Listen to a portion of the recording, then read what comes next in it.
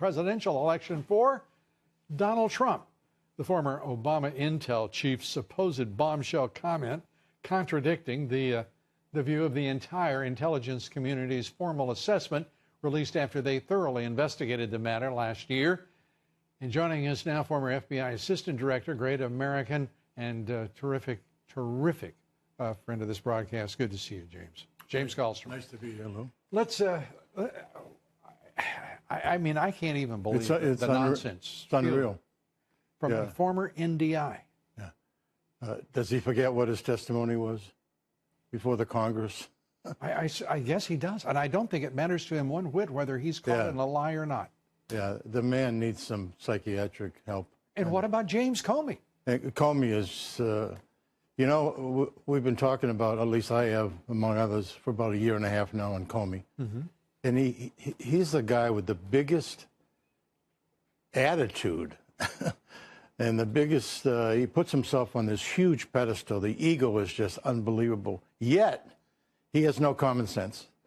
And you know, to think that he could pull off this whitewash of a fraudulent investigation on Hillary Clinton when the President Obama himself on at least 2 occasions said, there's no evidence against her. She's done nothing wrong. I mean, you'd have to be a moron not to know that that was just a phony thing from the very beginning. Yeah, not to understand the dog whistle from the President of the United States about his former Secretary of State. He couldn't have been clearer. I agree with you. Yeah. And for the most obvious, I think the most obvious pay-for-play scandal in this country's history is the Clinton Foundation. And for the FBI to permit itself to conclude that they're not going to have an investigation, then try to sell the nonsense that, don't worry, we got it under control out in the Little Rock Bureau. Well, it wasn't the FBI wasn't investigating the Clinton Foundation. I've called it, you know, a bigger RICO case than the mafia, quite frankly. You know, more sophisticated, more money involved, you know, and it wasn't that the FBI agents didn't want to investigate it. It's, you know, these 5 or 6 or 12 or 15 or 20 or whoever with this number of sycophants in Washington. I'm afraid that number is going to be much larger than we maybe it's 50, but I'll tell you right now, Lou, it's not the thousands of agents that are out there. I hear from tons and tons of these people. They are so upset about what is going on. You know, and some of your guests on this show, who I think I respect, you know, have talked about turning over the FBI to the Marshal Service. I think that's really a crazy idea. Everyone has their own idea, but that is not anything that should ever happen. We need new leadership. We need discipline. We need to get rid of the top-ranking people in there right now and bring a leader in there that can motivate and discipline the agency. That's what needs to happen. Here's what I think, and I'd like to get your judgment about the future of the FBI as an institution. Yes. I personally believe it depends on how many agents step forward and say, under subpoena, what truly happened. If there isn't that residual within the rank and file of the FBI, I think that the institution is doomed. And by the way, I've got, and sitting here with the greatest respect and affection for you, I have to say that if they don't step up here, that they deserve that institution to be absolutely swept aside. Well, I believe the vast majority of those that have knowledge, that have a reason to step forward, other than what they see on television every day. Yeah. And that's a small number, because Comey and those other sycophants brought that investigation and those other investigations close hold. You know, the agents themselves and the field officers, it was all taken away.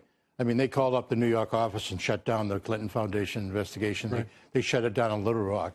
It's not the agents that are out there. It's this group of people that perpetrated this fraud on the country and thought they could get away with it. I mean, it's just unbelievable what we're doing to a fine institution. I spent most of my adult life there. You know, I know what people go to work for every day there in the FBI. Well, you know, and it's a shame that this has happened, that we've put a series of bad leadership, and I'll include Bob Mueller in that. Absolutely. I mean, Mueller and Comey was a disaster. Comey, both working in the most highly politicized administration. They politicized the Justice Department, the FBI, the Internal Revenue Service. The list goes on. There's no part of that government they didn't politicize. Obama politicized the entire government. Yeah. you know, and he filled it with sycophants, and the people would succumb to the Stockholm syndrome. And I mean, it's just a tragedy what went on, you know, and guys like Brennan and Clapper and Comey. How did we ever create? How could they? John Brennan. I mean, what a this horrible. is a man who exudes evil. Yeah. I mean, all you have to do is watch the man. I know him. I can tell you that's a good feeling on your part, because he's really a psychopath, that guy, you know, and all his rantings and ravings and threatening people, you know, we got to clean this thing out. Including the President of the United States. Including the President of the United States. And here we've got the Deputy Attorney General threatening people. I mean, what is this? Yeah. Here's a guy who signed one of the renewals on the fraudulent Pfizer application. I mean, what is going on here? And today we don't even know whether the Gang of Eight, the heads of the House Intelligence and Oversight Committees, actually got to see the documents of origin leading to the special counsel. We don't know whether they were just briefed about it or were they patted on the head. And I mean, this conspiracy's been working for a long, long time. Yeah. You know, and this getting Donald Trump, whenever there was an inkling that he was going to win this thing, you know, there was a fifth column, a strong fifth column, and they're still there today. They're still there today. I keep saying to folks, and I will continue to say to folks, you know, it's not just that this president has had the guts and the intelligence to drive this, but to imagine what he withstands every day, and has had to withstand from the moment he ran for this. For this I've known him for 43 years. For him to stand up like he has, this country. And he's never not going to stand up. Oh. No matter what happens with these fools. I believe that wholeheartedly. Yeah. Jim, it's great to see you, and God bless you, Lou Dobbs. God bless you, James Carlstrom. Thanks for being here. What is your reaction to James Comey? Well, I'd actually say, how is he going to explain to his grandchildren all of the lies, the deceit, all of the problems he's caused for this country? I think a thing that I've done for the country, the firing of James Comey, is going to go down as a very good thing. FBI is great. I know so many people in the FBI. The FBI is a fantastic institution, but some of the people at the top were rotten apples. James Comey was one of them. I've done a great service for this country by getting rid of him, by firing him. So you have no problem explaining this to your grandchildren? No. That was President Trump on Fox and Friends talking about James Comey. And joining me now with reaction is Fox News national security strategist Sebastian Gorka, NRA TV contributor, former Secret Service agent Dan Bongino, and Fox News contributor Tammy Bruce. All right, the three of you, great guests. I love having you all on tonight. But I'll start with you, Tammy, because you're sitting with me. Thank you. Women before men. You understand that, guys, right? Okay. So why is it taking so long to get the information?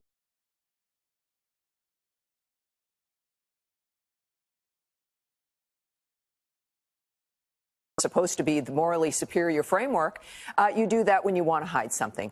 But let's remember the president there is very comfortable, it's obvious, because at this point, let's remember the context. Every single prediction he's made has come true, including one of the earliest ones where he declared that his campaign was being spied on. He was mocked. He was ridiculed. Clearly, now that has been confirmed. So people are underestimating the president. When he says something like that, you should believe him.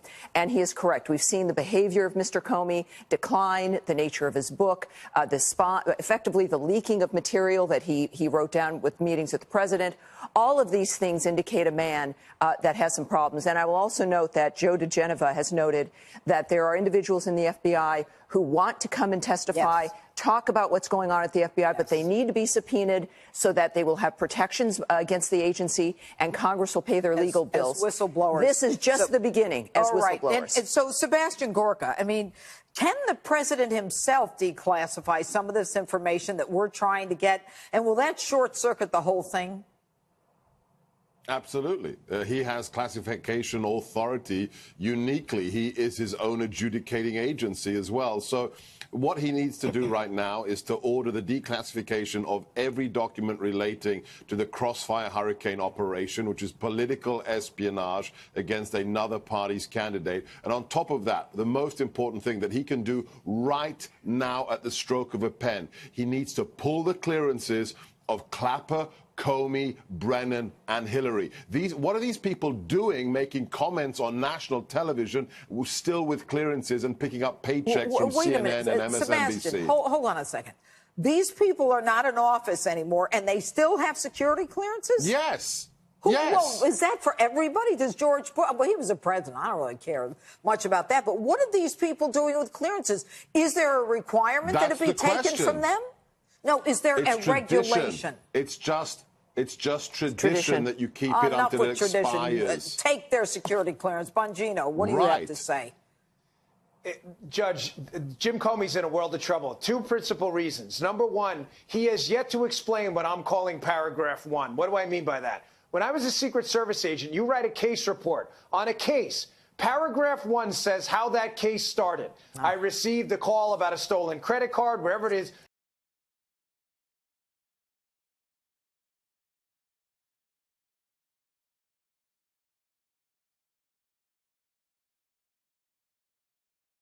October 31st leak to the New York Times about the existence of the case before they disclosed it to Congress, and a leak to the Washington Post about the investigation into Mike Flynn. I believe, by the way, that's why they're not declassifying everything, because they may have a serious felony case against the leakers. I agree. Tammy? Yeah, look, I think the irony of this is that they thought this Russia complaint was going to bring down Trump, and what it's done is unlocked the door to show us a level of corruption that none of us could have imagined. And this is where, and again, the right man at the right time, if anyone's got the discipline to see it through, to face these individuals who've had enormous worldwide power, it's Donald Trump. So this is the man, not just of the hour, but a man of fate. And this is a time where we've got to be able to get this done. It's being handed to us. And this is nonpartisan. Every individual's got to care, regardless of your party, regardless of what you think of the president at this point. Sebastian, I only have 15 seconds left. If this is the case, and if this thing was started, and they've lied, I'm not going to say they've lied, but they have so many different starting points. It was July. Now we know it's the spring. I mean, when is this going to be over? Do they try to just get in November and call it a day and impeach the president quickly? I think Robert Mueller is going to try and drop a report that will be used as a political weapon in the midterms, absolutely. But we have to have an investigation of the political espionage now, Judge. All right. That was good. That was just a few seconds. Thanks, guys.